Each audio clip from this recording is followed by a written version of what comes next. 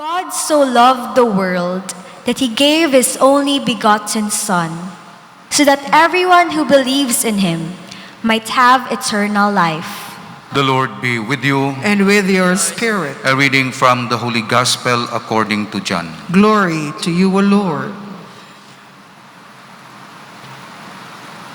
God so loved the world that he gave his only begotten Son, so that everyone who believes in him might not perish, but might have eternal life. For God did not send his Son into the world to condemn the world, but that the world might be saved through him. Whoever believes in him will not be condemned, but whoever does not believe has already been condemned, because he has not believed in the name of the only begotten Son of God. And this is the verdict, that the light came into the world, but people preferred darkness to light because the works were evil. For everyone who does wicked things hates the light and does not come toward the light, so that his works might not be exposed. But whoever lives the truth comes to the light, so that his works may be clearly seen as done in God. The Gospel of the Lord. Praise to you, Lord Jesus Christ. Continue to meditate on the mystical body of Christ, referring to the Holy Catholic Church as part of, again, of our reflections during this Easter season, the season when we meditate on the meaning of the resurrection of Christ. And Christ has one body but expressed in three forms: the physical body, the sacramental body or the Eucharistic body, and the mystical body, the church. Again, the church cannot be separated from Christ because that is what he wills. He established the church. So the church is never separated from Christ. When you believe in Christ, part of your belief in Christ is to believe in the Holy Catholic Church. I believe in God. I believe in Jesus Christ. I believe in the Holy Spirit. It does not stop there. We continue. I believe in the Holy Spirit, the Holy Catholic Church, the communion of saints, the forgiveness of sins, the resurrection of the body, life everlasting. You notice the third part, the three parts of the credo. We believe in God. We state his power. I believe in God, the Father, his Father Almighty. I believe in Jesus Christ and his narrative of life. He ascended to heaven. He will come again to judge the living and the dead. But in the third part, when we say, I believe in the Holy Spirit, the effects of the actions of the Father, the Son, and the Holy Spirit, namely, Catholic Church, forgiveness of sins, resurrection of the body, and life everlasting. So we believe in God. The offshoot of our belief in God is the Catholic Church, communion of saints, forgiveness of sins, resurrection of the body, and life everlasting. So if you believe in Jesus, you'll believe in life everlasting. If you believe in God the Father, you believe in the forgiveness of sins.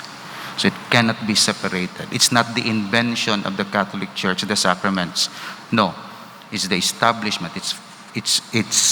The sacraments were instituted by Christ as the extension of his story of salvation history. The church was established as his mouth, as his body, to do his work here in this world, because he's up there in heaven. And he gave, together with the Father, his Holy Spirit to teach us everything that has been revealed by Christ in the gospel. So it's all interrelated. So it's wrong to separate the church from Christ. It's wrong to say, I believe in Christ, but I do not believe in the Catholic Church. It's wrong. Because Jesus himself established the Catholic Church. And part of the plan of the Blessed Trinity is to establish the church. And the church was given the authority through priests and popes in order to further the work of Christ until He comes again. So, hindi matuod nga ang simbahan na, ginimbento lang na. No, si Christ ang nagtukod sini. Kaghalin ini sa plano sang Dios arada sa Bible. Hindi matuod nga, mapati lang ko kay God the Father, pero hindi ko magpati kay Christ. No, kay ang God the Father wills nga mapakilala sa imo parte sa iya is Christ. Mapati lang ko kay Christ. Christian ako, pero hindi ko magsimba, hindi ko mag-participate sa parokya, wala sang church. Direkta lang ko kay Christ.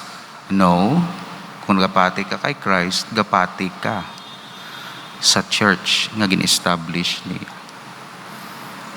So kita ninyo kung ano ka-integrated ang aton faith. So kung parti-partihon mo na, patihan mo lang ni, patihan mo, heretic kasi na. Napili mo lang ang para sa imo. Ang hindi para sa imo o hindi mo gusto, hindi mo na pagpatihan.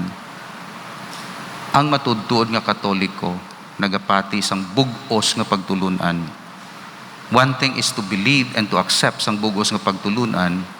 One thing is to acknowledge nga, hindi ko tanan matuman ina, kay imperfect ako nga tao. Hindi nga, tungod imperfect ka, singanon mo lang, change the concept of the church. Kambyuhiin ang doktrina sang simbahan. Kambyuhon tang doktrina to accommodate sang aton gusto. No. May doktrinang simbahan, constant, halina sa Dios, 10 commandments. Kag ang call naton is to try to obey by the grace of the Holy Spirit. So kung magsugo ang Diyos, magdemand ang Diyos, naghatag siya sang provision, gahatag siya sang Holy Spirit. Kita kung kaisa naga-demand, wala ta ginabuligan ang gina-demand naton. Pero ang Diyos, the moment nga mag-command siya, kag mag-demand siya, kag mag-order siya, wala gi siya nagakulang maghatag sa imo sang grasya para matuman mo ina. So ang kulang, hindi sa imo, kundi ang kulang, pangayo mo sang grasya nga matuman mo ina. Tagai kami sang grasya nga matuman namon ang imo kabubuton. Tinga nga pangayoon gid naton. Pangayoon naton kay kung magpangayo ka, nagapalapit ka sa ginapangayuan mo. May relasyon ka sa ginapangayuan mo. Pwede man na mahatag sang Dios bisan hindi ka mangayo. Pero lain gid ya nga kung ginpangayo mo, kay ang act of asking itself is an opportunity for you to know God, to love God, and to come closer to Him. Imagine ninyo, kung may ginabuligan ako sa layo, kag wala lang siya kapangayo, ako lang kapadala, kag gina-transfer ko lang ang kwarta every week, kag wala ako kabalo ko na noto, masalig siya, hindi siya gani magtawag, hindi siya gani mamangkot, hindi siya wala siya relasyon. Anyway, nagabaton, malang siya nagabaton. Pero kung ginapunggan mo gamay, kag siya mangayo, tito, buligi ko anay, abi, na kundi makaistoryahanay ka mo. Hindi tungod nga hindi ka compassionate, kundi tungod gusto mo nga hindi pagkalimtan ang relasyon nga importante. Amuman sa Dios, pwede kita nga hindi magpangayo, kay balanan niya ang aton ginakinahanglan. Pero dapat mangayo kita, ask and you shall receive. Kay tungod, importante sa Dios. Not so much ang ginapangayo mo, kundi ikaw nga nagapangayo nga maka-establish ang relationship sa iya. That's why mo na ka-importante ang prayers sa church. Lastly, sa sining adlaw, parte sa mystical body of Christ, Okay? Lawas ni Kristo, instrumento sang salvation sa sining kalibutan. Nga ang Catholic Church is also called a mother. Lawas siya nga babayi in some way. Nga kay nagabata siya sa baptism. That's why ginatawag naton Holy Mother the Church. Nga ang mother siya kay produce siya sang life, spiritual life. Paagi sa iya may rebirth. Kay hambal sa Bible, kung di ka ma-reborn in water and Holy Spirit, you cannot enter the kingdom of God. That's why we enter this world through the womb sang aton mother, pero we enter heaven through the womb sang Holy Mother the Church. Kay siya mabata sa aton by water and the Holy Spirit, baptism. That's why kadua kita, may birth certificate kita, to dito kag may baptismal certificate, kag ang church mother naton. Well, may Mother Earth. Ang malain, nakilala sila sa Mother Earth, wala sila kakilala sa Father God. May mga tao sila. Nga wala Diyos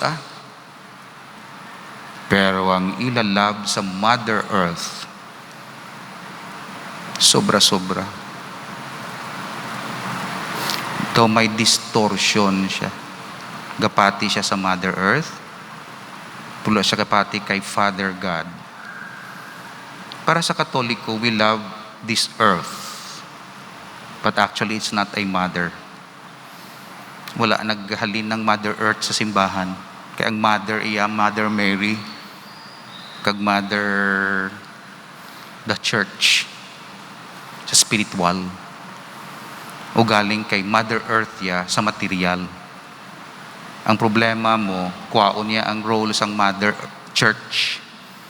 So ang focus diri sa Mother Earth, kag hindi sa spiritual, sa Mother Church.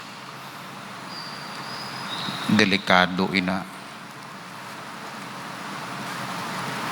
Mga green ini, mga green na tama ka naturalist, na tawagin na naturalism. Ang mentality sang tao nga ignore niya ang spiritual aspect. So tanan nga pundo dira, tanan nga mitingay, tanan nga resources, billions, millions of pesos, green. Pero ang green sa mind, wala nila gina-address. I mean, wala ako naghambal ng taton na. Pero kung namunang i-implant naton sa kabataan, simply, amo ini, kag wala gina support, kag wala gina tagaan man, support, emphasis, ang spirituality, kundi ang natural lang. Wala kita badulungan, eksakto. Imagine na, kung nami imo garden sa balay kay green, pero kay linaway ka mo sa sulod.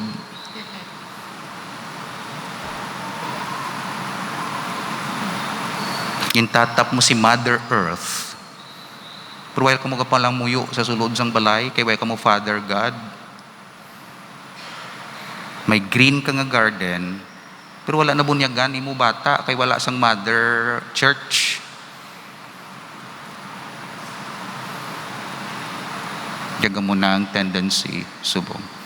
Gina-criticize ko lang na, kaya mo nagakatabo, to warn you, to warn ourselves, na kung magsigi pa ini, at the expense ng spirituality, amo nang magwa naton. Nami, ang balay mo kay Bruce Green, pero buangit ang imo mga kabataan, kay wala sang interiority of life. Nami siya nga green, wala na bunyagan, Hindi siya kasulod sa ginharian sang langit. Kasulod lang siya diri sa Mother Earth.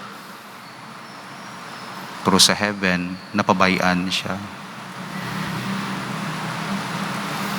Amo ng tendency, kag naga-worsen. Wala ko kabalo ko na nung cause, pero I guess, ang cause, tungod nangin lukewarm, kami nga mga pari, nga ginpabayaan ng ining mga ideologies, kag mga philosophies, wala gina-address. Kulang kami sa pagtudlo sa mga tao. Overcome kami sa mga write-ups sa internet. Wala sa naga-write, wala sa kag kung maghimo ka man pati sa Diyos,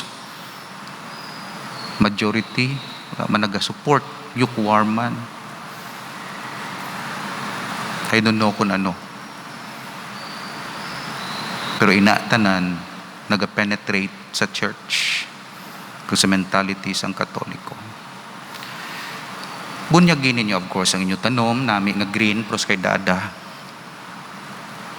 Pero tudluin man ang mga kabataan na magkilala sa Mother Church, kag mag-enjoy sang iyag grace, sang sacraments, kag magsimba kay Father God. Amen. Lord, you will that your church be the seed of the kingdom in this world and be your body to preach the gospel. You also will that the church be a mother to produce children ready for heaven. Grant that we may be able to sustain that spirit and to introduce to the whole world that your church is your body and that your church is our mother, through Christ our Lord. Amen.